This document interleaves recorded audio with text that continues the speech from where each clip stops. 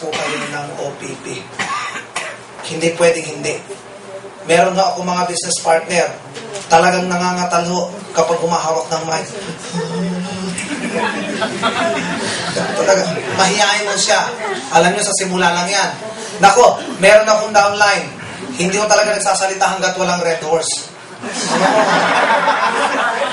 Hoy, handa ang red horse! O, dali, mag-practice eh. Kami yung audience, nakahanda ko talaga. Kapag medyo namumulat na, good morning! Mga ganyan. Ang tanga mo. Tatlo lang kayo magkakarap, grabe. Pero wag ka, ngayon po ay napakagaling na. Abay, palakpakan nyo naman yung mga gano'n. Sumingin, hindi ko kayo magaling, ay hindi kayo gagaling talaga. Remember, hindi ko naman ako ganito kagaling nung nag-i-start ako. Hindi ako ganito. Pero araw-araw para naman na ginawa ng Diyos, siyempre makakabisa mo lahat ng sinasabi mo. At tandaan nyo po, kailangan makabuo kayo ng inyong speech. Hindi pwedeng hindi.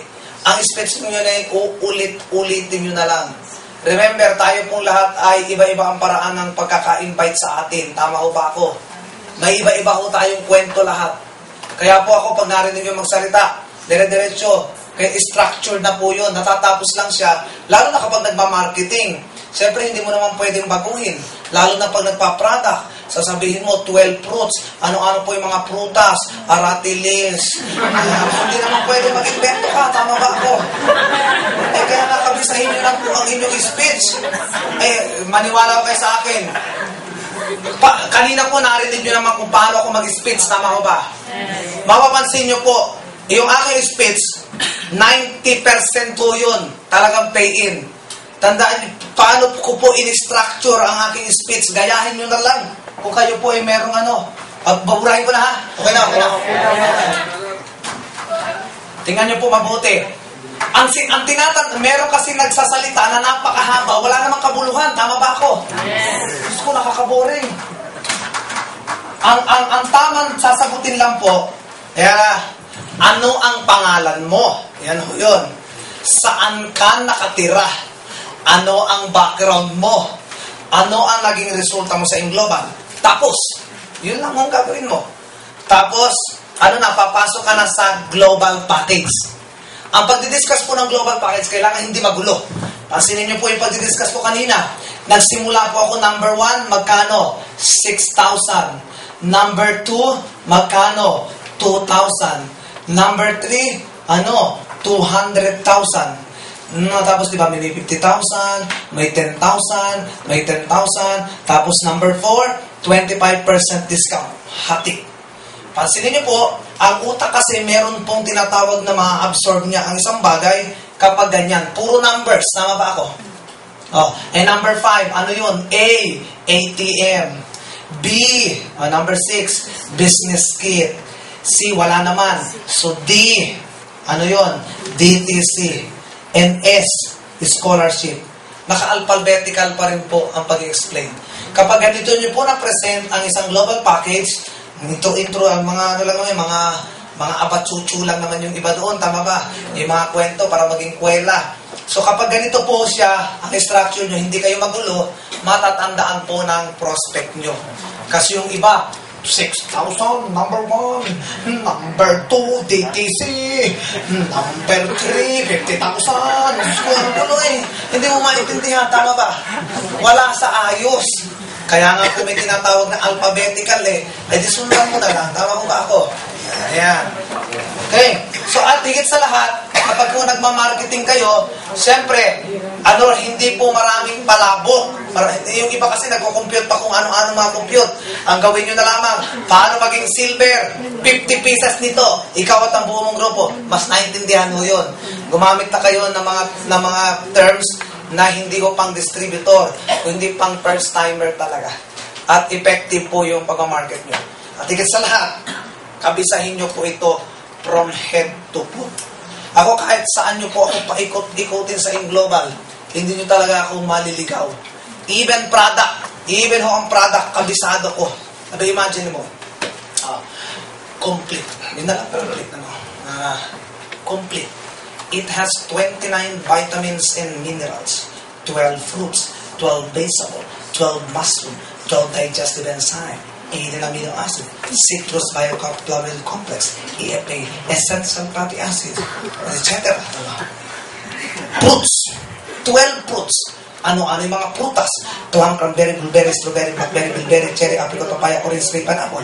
Ano-ano yung mga gulay? Broccoli, cauliflower, beet, carrots, cabbage, broccoli, kabisado kayo ano-ano yung mga gulay? Broccoli, cauliflower, beet, Sorry, nalito ako sa inyo eh. Kabisado ko siya. Yung vitamin A, vitamin C, vitamin B1, B2, B3, niacin, leucobalvin. Alam niyo, wala akong magawa. Pinakabisado talaga. Kapag kabisado niyo kasi, mas mapapaintindi niyo sa inyong kapwa. May kasabihan ko, hindi mo mapapaintindihan isang bagay hanggat hindi mo naiintindihan. Tama ba ako? Sa kanil mga function nun. Kailan? May kabisado ko nga, complete. Kasi 24/7 complete. Ano yung effect? It promotes healthy blood circulation, controls blood sugar, controls cholesterol, and prevents general diseases like arthritis and rheumatism, enhances sexual vitality. Pati nga yung mga meaning. Kinabisa ko po siya. Bakit? Kasi kapag may kausap po kayong Amerikano, hindi naman pwede magtagalog. Hindi isa-isahin mo na lang.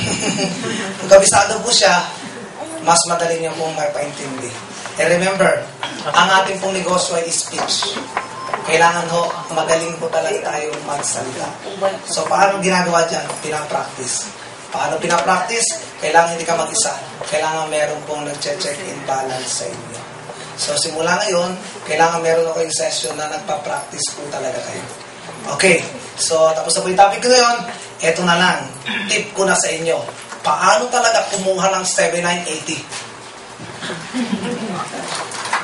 Meron pong mga tao na mali ang bagsak ng pag-market niya. Siguro para mas madali na lang, gumawa na po ako ng ito na lang, stoplight. Ano ba yung na stoplight? Red. Ano pa? Yellow. Yellow. Ano pa? Green. Ano pa?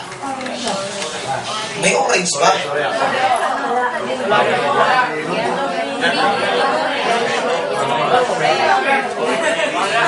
Lagyan na natin ng white. For the purpose ng presentation nyo. So, in this sense, I think, mas maintindihan nyo po ako. Ang tao po may 4 na classification talaga. Kailangan alam mo ang mga ibibitaw mo. Paano po yun? Halimbawa, white. Sabihin natin, kapag ang kausap mo ay white, paano mo malalaman na ang color ng kausap mo ay white? So, assuming kapag white, ito yung usually, ito yung mga mahilig doon sa ang tawag dito, yung mga charity, yung mga ganyan, at may siguro yung mga madre, ayan, mga pari, may mga mahilig sa charity. White. Sabihin natin siya ay white. Kapag ganyan ang kausap mo, sa marketing plan natin, sa ating products, kailangan ang sasabihin mo, ma'am, good news meron tayong Align Foundation. Pwede ko kayo makatulong dito. Ma'am, meron mo kayo matutulungan ng mga scholar, etc. Kapag yun ang alam mo ang prospect mo ganon, banatan mo doon. Huwag mo nang sasabihan ng mga pera-pera. So kapag naman sinabi, halimbawa, green, so ialat natin ang pag sinabing green, siya yung mga taong mahilig sa yung mga sa computer, yung gusto niya ay detail. Ayan. So kapag sinabing green, siya ay detail. So kailangan i-explain mo lahat. Kailangan sabihin mo, ito yung aming product, iyan ay approved ng BFAD, approved ng ganito, ng halal, ng ganito, ito yung mga papeles, ito yung paano ka mag-research. Detailed siya. Hindi mo pwedeng i-shortcut lang. At pwede mo na rin sabihin, huwag ka na magsasabi ng mga charity. Yang mga taong ganito, yan yung mga mahilig lamang sa computer, yung mga nakasalamin, tapos talagang genius ang dating. Yan, sabihin natin sila ay green. Kapag naman sinabing yellow, sila naman yung mga tao na yung bang easy go lucky, ibig sabihin mahilig sa mga tour. Yan. Tapos sila ay mga mahilig sa mga fantasy. Ayan. Tapos mahilig sa yung bang anong tawag dito? Yung mga sumasakay ng tren. Ano ba tawag sa ganon? Oo, yung mga recreation na ganyan. Mga adventurous. Ayan. Sabihin natin siya ay yelo. So kapag gano'n ang kausap mo, ano sasabihin mo? Ay, sir, dito ho sa atin ay makakapunta ho kayo sa US, makakapunta ho kayo sa Europe, tapos makakasakay ho kayo ng ganito, ganyan. Depende sa baliwan. Kapag naman itong kulay red, yan po yung mga mahilig sa pera. Yan. Mahilig sa pera, mga mukhang pera. Tapos yung mga tao na sabihin natin siya ay yung, ano yung parangal, anong tawag doon? Yung sa awards, yan. So, kayo po ang nakakakilala ng prospect nyo. Tama ho ba ako? Kapag ang prospect nyo, alam nyo mukhang pera, siya ay red, anong gagawin mo? Ay, brother, kikita ka ng malaki rito. 1.5 ng 1.5, magiging milyonaryo ka, magkakaroon ka ng kotse, bibigyan ka ng mga award, grabe, ikaw ang magiging bida rito. O, ibig sabihin, red siya. O kapag yellow naman, ay, ang banat mo naman, naku, dito napakarami na nakaalis ng ganito, ganyan. Depende po sa banat nyo. Kasi kapag ang kausap mo ay white, at ang banat mo, alam mo, kikita ka ng malaki rito. Ay, may intimidate sa'yo, tama ba? Kasi hindi yun ang porte niya. Yung iba kasi, mali po ang pagbagsak ng dapat ibagsak niya sa isang tao. Eh, alam mo naman ang tao ay weird. Yung ba, di ba, alam niyo man yung mga weird na tao, yung nasa computer lang, tama ba? Yung talagang tahimik lang na ganyan. Pero wag ka, nag-iisip pa mga yun. So, bigyan mo na siya ng mga papeles. Lahat ng gusto niyang malaman. Kasi in that sense, kapag nalaman niya na lahat, saka pa lamang siya mag-pay in. Okay? So, yan po yan. So, kayo na, pwede naman kayo maglagay ng inyong mga ng inyong mga kulay-kulay na yan. Okay? So, game. Kapag kayo po ay nagmamarket ng ganito, maingat po sa sasabihin. At ang pinakahuli kong babanggitin sa inyo, pinakanalan. Ang networking ho ay nabubuhay lang at umiikot sa tinatawag na 5 fingers. Ito po ay laging dinidiscuss sa NDO. Pero ngayon yung marirealize. Lagi itong dinidiscuss sa NDO. Pero kailangan, kung gusto nyo sumabog ang inyong network, discuss agad ang tinatawag na 5 fingers. Sa NDO, ang tawag po dito ay skills. Paulit-ulit sinasabi pero hindi ko ito ma-perfect ng isang distributor. Pag sinabi yung 5 fingers, kailangan, number 1, yung tinatawag na prospect list. Pinakamahalaga ho ay may prospect list. Remember, ang ating pong negosyo, ang ating pong inventory ay tao. Kung ang sari-sari store, wala ng ketchup, wala ng boy bawang, anong gagawin ng may-ari? O order ng boy bawang, ng ketchup.